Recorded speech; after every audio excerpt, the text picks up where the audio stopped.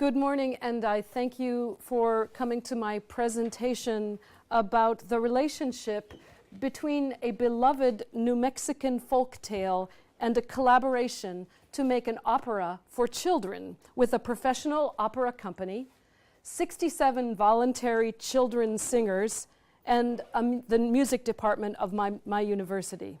First of all, I'm grateful to the organizers of this conference for including my paper, and most grateful, and I feel a little guilty about being able to speak in my own language, but I am most grateful. My own research is about second language acquisition and speaking to populations who are not English speaking, and so I know the challenges well of listening and hearing a lecture in a different language. I remain grateful.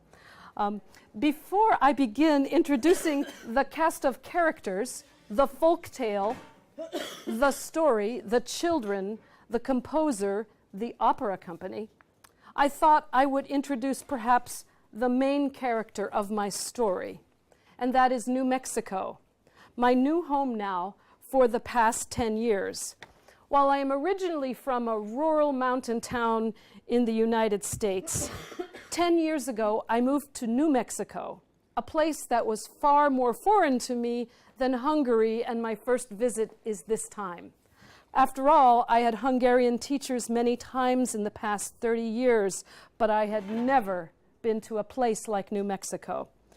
In my first week, my student, who later became my best friend, became my cultural broker and gave me a book about New Mexico. And this was my first introduction to New Mexico, The House at Otoe Bridge. And it was written by an Anglo woman, Peggy Pond Church, who wrote the story of the opera we will speak of, but it told about the way an Anglo woman brokered relations between the Native Americans, the Hispanics, and the whites in New Mexico. This was my cultural awakening to my home. So where is New Mexico? And I decided I had to tell you because many people thought I was from Old Mexico. But it is high desert. Albuquerque, where I live, is a very high altitude, 6,000 feet or approximately, and you can check my mathematics, 1.3 kilometers. Santa Fe is even higher, 2.1 kilometers. New Mexico is located in the southwest and western regions of the United States. You might understand it is near Texas, but it is not Texas. We are near California and Arizona. New Mexico is inhabited by indigenous peoples of the Americas for many centuries before European colonization. New Mexico was subsequently part of the imperial Spanish viceroyalty of Spain, then part of Mexico, and a U.S. territory before attaining statehood just 100 years ago. It is also the second, among U.S. states, New Mexico has the highest percentage of Hispanics, and that includes people from Spain and Mexico, and there is a very, very big difference. It also has the second highest percentages of Native Americans. And you can see here, in yellow is the population of U.S., and in purple is population of New Mexico. And we are a majority Hispanic state, a majority minority state. And so our population of Hispanics is about 40, it's a little, about 48, about 45 or 6 white, and under 10 Native American. As a result, the demographics and culture of the state are unique for their strong Hispanic and Native influences, both of which are reflected in the state flag. The red and gold colors of the New Mexico flag are taken from the flag of Spain, along with the ancient sun symbol of the Zia, a Pueblo-related tribe. While the Rio Grande, or Big River, runs through the state, it has the lowest water-to-land ratio. My friend said, "You must see the Rio Grande," and I'm from a city of many rivers, and I saw it, and I said, "Rio Grande? It seems like Rio okay." small. I could walk across it. However, in New Mexico, and one more thing, New Mexico has more sheep and cows than people. It is the fourth largest state in the United States, but it has one of the smallest populations. One other thing you might not know about New Mexico is more chili peppers are grown in New Mexico than all other states combined. Along with pinto beans, the chili pepper is the official state vegetable. Both red and green chilies come from the same plant, and when you go to a restaurant, you must say red or green. You must choose, and if you cannot choose, you can say Christmas, and it just to know in case you visit. So, New Mexico's poverty level is the highest percentage in any state in the U.S., and 30% of New Mexico's children live in extreme poverty. A recent study listed New Mexico with the highest rate of childhood hunger in the U.S. The school systems try hard to bridge this gap, but in doing so often leave out music and the culture of singing. When I arrived in New Mexico 10 years ago, I had been teaching kindergarten through 12 choral music in the Washington, D.C. area for more than 20 years. I was accustomed to a relatively high level of singing and especially choral music. What I found in New Mexico was difficult to fathom. In 2004, there were 28 music teachers serving 80 schools. These teachers were called itinerant, meaning they stayed in the school for a half a year, then they went to another. The next year, the children had an art teacher for a half year. And the remaining half year, the class teacher was expected to pick up. The next year, they would have a completely different music teacher. So it was interrupted instruction. It would be common for a music teacher to be placed at a different school every year of their working life. Consequently, a child in kindergarten would receive music for 1/2 year, then in grade 2 with another teacher 1/2 year, and then in grade 4 another year, unless he moved to a school that didn't have music. There were 2 middle school teachers out of 30 middle schools that taught singing. The high schools had show choir, glee. Singing was scarce. There were few teachers who could comfortably sing.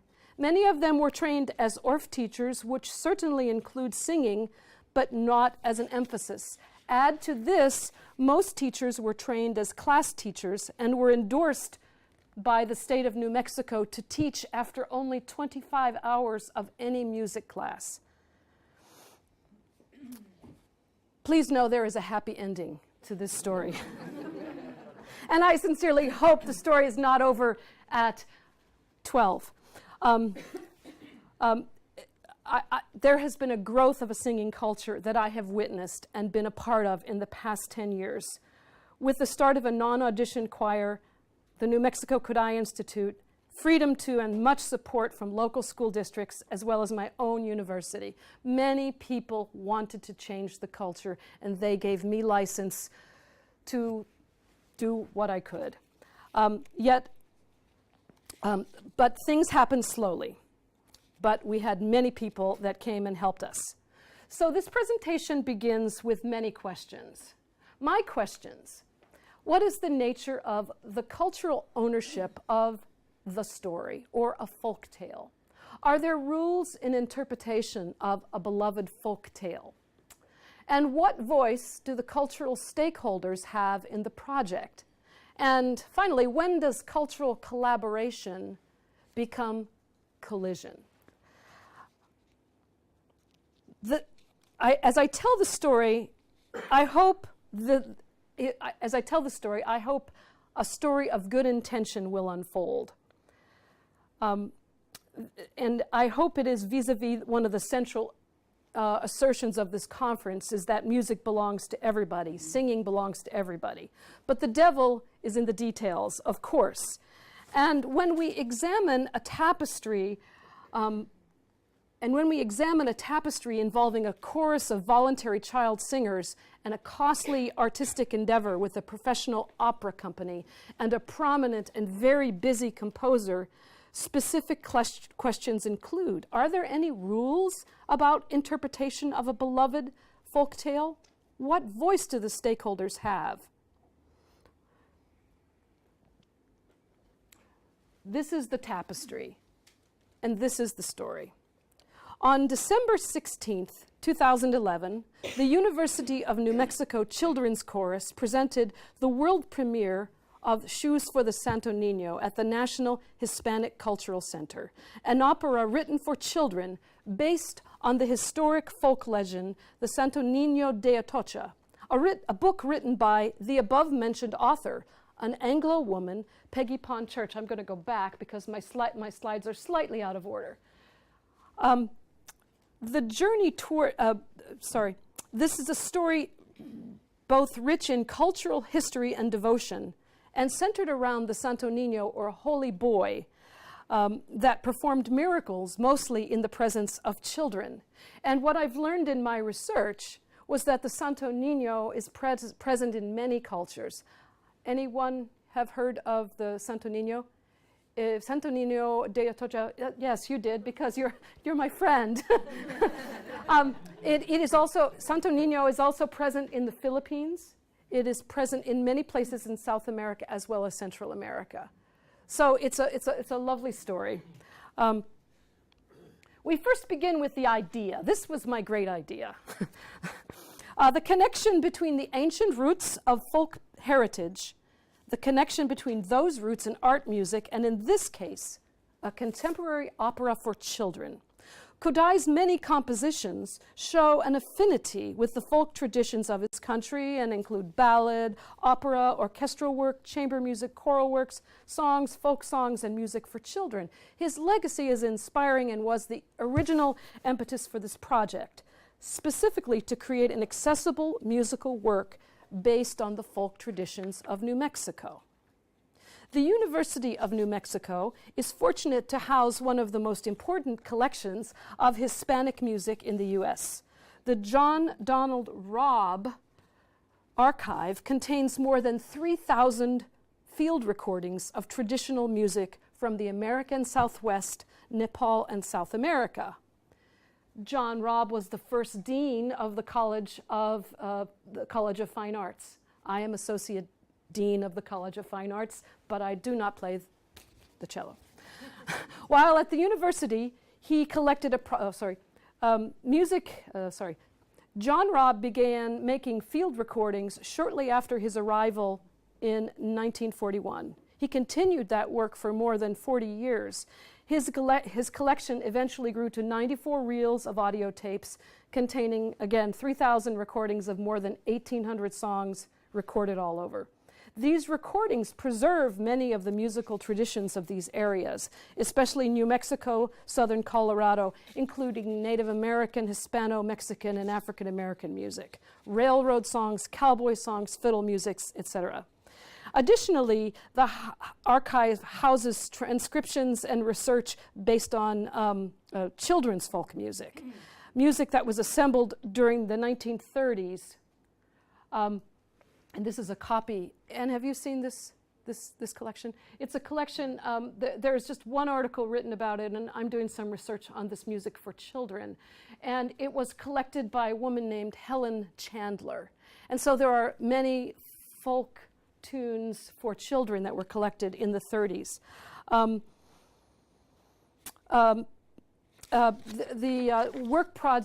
WPA is the Work Progress Administration that was started by Franklin Delano Roosevelt. And it put many Americans back to work, and it was a folk song collection. Ryan, the editor, realized that musicians in New Mexico were different than those in most other states. New Mexico musicians were not trained in Western art music, but had significant experiences with local folk and music and traditions. Ryan recognized the cultural significance of these musicians, and under her directions, she set out to document Hispanic American folk traditions. Kodai wrote, I think I have that, "Singing games allow a more profound insight than anything else into the primeval age of folk music. Singing connected with movements and actions is much more ancient, at the same time more complex phenomenon than is a simple song." And we saw that last night very clearly illustrated in the concert. From the reiteration of the smallest motif, composing but a couple of notes, we can observe all of the grades of musical development up to the average stage of the European folk song. Here, the child's music often touches that of the adults. It was our hope that the children in New Mexico would learn about their ancient folk culture through the production of this opera. And in many ways they did, and so much more. A brief history of the folk tale of the Santo Nino follows. In the early 1850s, Serviano Medina, a member of the well-established and influential family of Chimayo, became seriously ill. This is Chimayo, New Mexico today. When he recovered, he made a pilgrimage back to the shrine of Santo Nino de Atocha in Mexico. He returned to Chimayo with a small papier-mâché doll of Santo Nino, a manifestation of the Christ child, who is believed to have performed many miracles in Spain and Mexico. He was given permission to construct the small chapel, which he did, influencing to house the doll. The chapel was considered completed in 1856 and was instrumental in influencing a large number of devotees to Santo Nino in northern New Mexico. The Holy Boy is portrayed in much art. Each year in Good Friday, many pilgrims walk from Albuquerque to Chimayo, which is about 75 miles. They take all of Holy Week, and they take the last hill on their knees. And Shoshana and I were lost looking in the car looking for Chimayo, and I could only imagine what it is like. But they go to revere the Holy Boy, and in this you will see this is the Holy Boy in the church in his nicho, which is a little area that's a window, and you can see people leave shoes because he was seen wandering at night, and so small children bring shoes for him. And that's what our opera was about.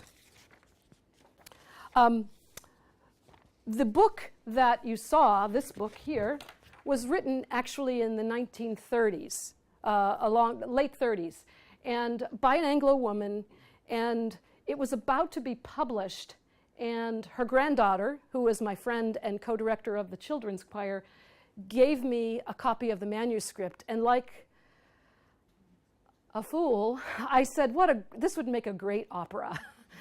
And it did. So here we go. A little bit about the children. The children in our children's chorus are ages 5 through 14, and they come from an inner city school district in New Mexico that has largely ignored choral singing or any singing as a viable and sustainable means of musical communication. Because of my own Kodai training and 20 plus years of working as a K-12 teacher with non-audition chorus, I wanted to make our children's choir accessible. Our mission statement came out of me in one sitting with only 2 glasses of wine. We believe every individual voice, no matter how skilled or strong, brings a distinctive perspective to an ensemble. We are committed to providing extraordinary experiences for every child. And as you know, that is kind of messy when you let every child sing. But there was no other way to begin.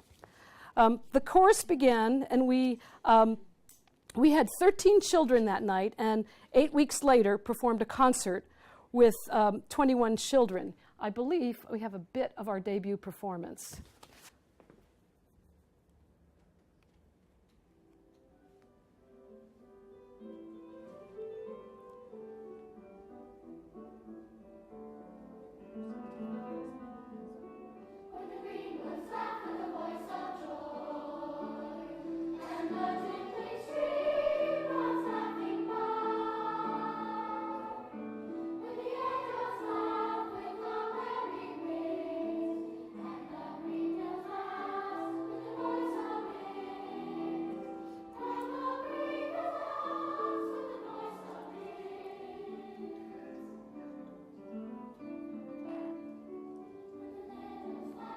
you get the idea. The chorus began to grow and became included into our undergraduate program of music. We partnered with the local school district and offered free tuition to 40 children. My students, both graduate and undergraduate, came and joined in the rehearsal, first as voluntary, and then a donor came forth and gave scholarship money, and we began to pay my students for interning with us. All the time I began offering workshops on Kodai-inspired singing. I started the Kodai Institute in 2007, and we just began this snowball effect to change the culture of singing. We had the great fortune to have a very strong early childhood music educator, Julia Church-Hoffman, who was the granddaughter of the author of this book, who helped create a viable and sustainable early childhood component to the chorus.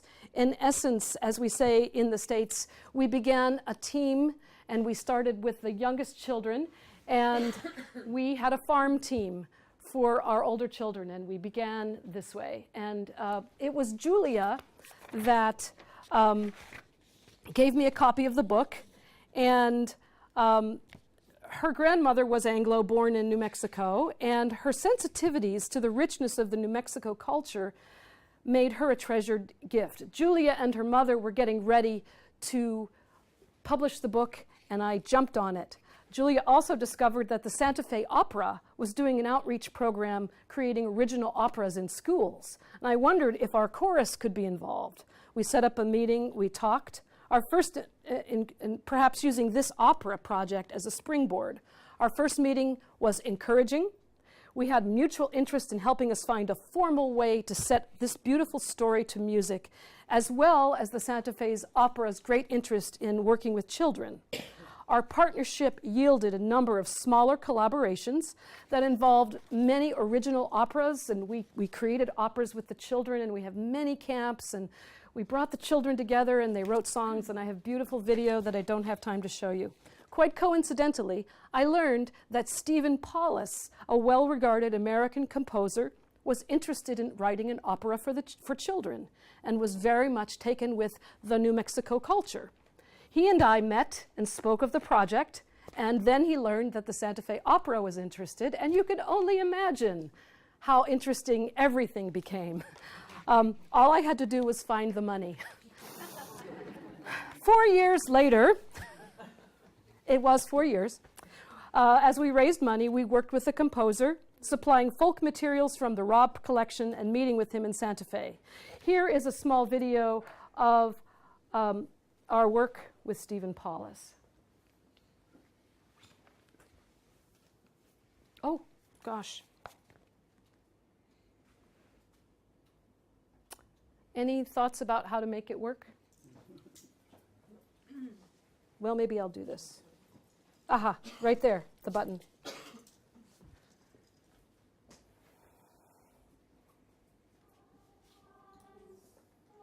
This is UNM Children's Chorus. It's a group that was started about 4 years ago with 13 children, and we're today a group of 85. You try it. And about a third of the chorus came together this summer for a week of camp to try out new ideas, try out some of the music that was written for us, and explore and see what kind of an opera we'll be making in December.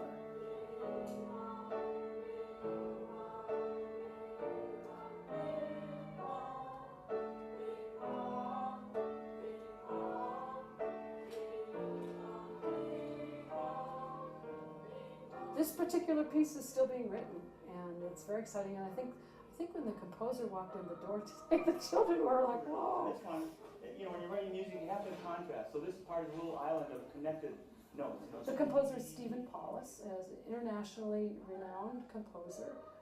Knew Stephen Paulus's music when I was a very young teacher, and I conducted a piece of his music, probably my second or third year of teaching, and I was so impressed with how beautifully he writes for children's voices.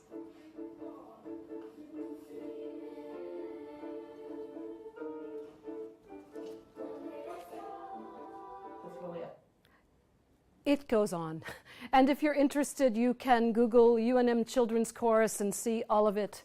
Well, like many premieres, the final manuscript came to us 3 weeks before opening night. Nerves were frayed, the adults fought, the children were asked to cram and learn difficult music, and our developmentally appropriate choral program seemed to be invaded by all the drama and personality of an opera company.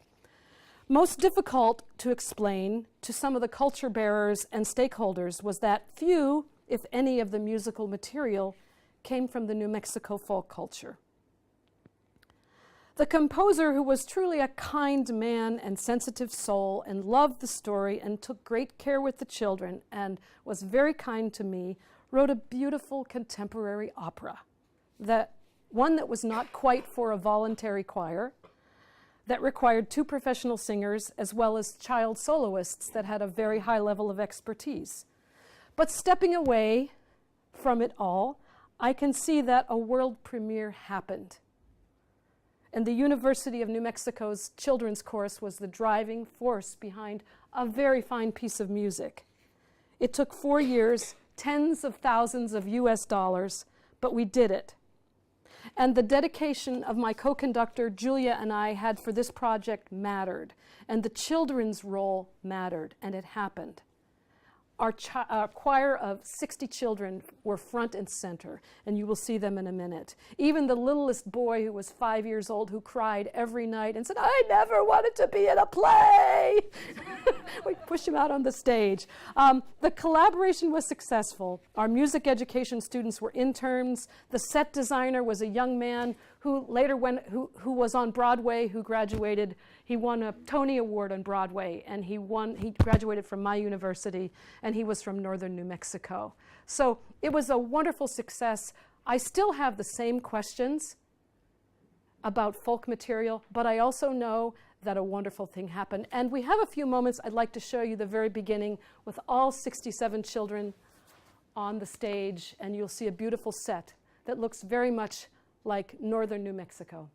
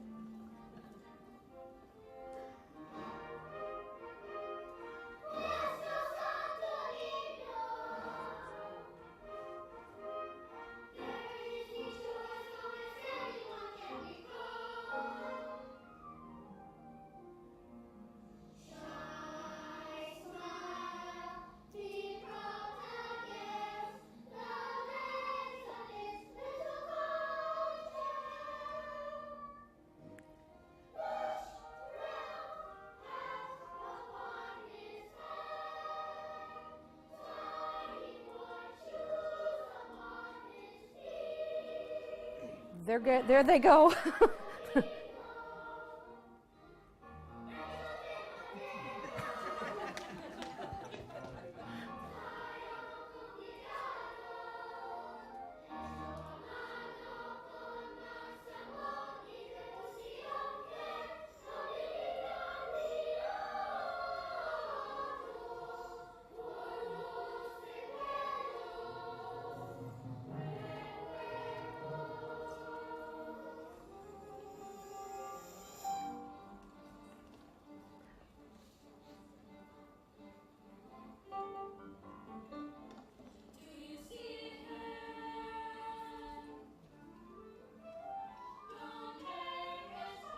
We'll just finish this phrase and stop. Thank you very much. And so it has been performed numerous times, and it is still available. And as I said, every child was treated like a professional by the Santa Fe Opera. The children had dressing rooms with their names. Their names exist on the original libretto as the premiere performance. And so the questions still remain: who owns the folk tale, and what is a way to connect the music of the folk to contemporary music? But I think in the long run, it was a wonderful project. I thank you so much for listening to this story, and all best to you. Thank you.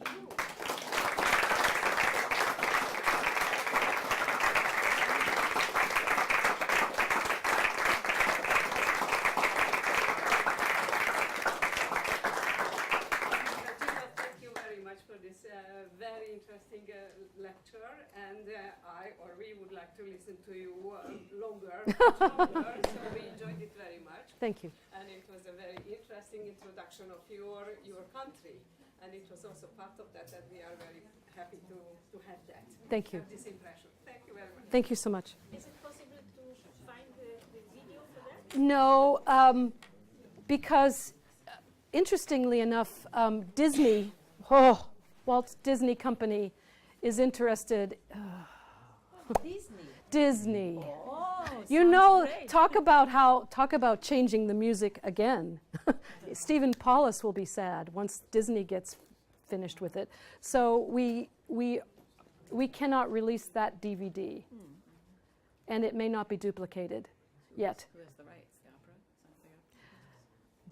It's complicated because the estate of the family owns Julia's family, my partner's family, owns some of the words. There is a librettist, and Stephen Paulus owns it. And I am stepping away. Thank you. Maybe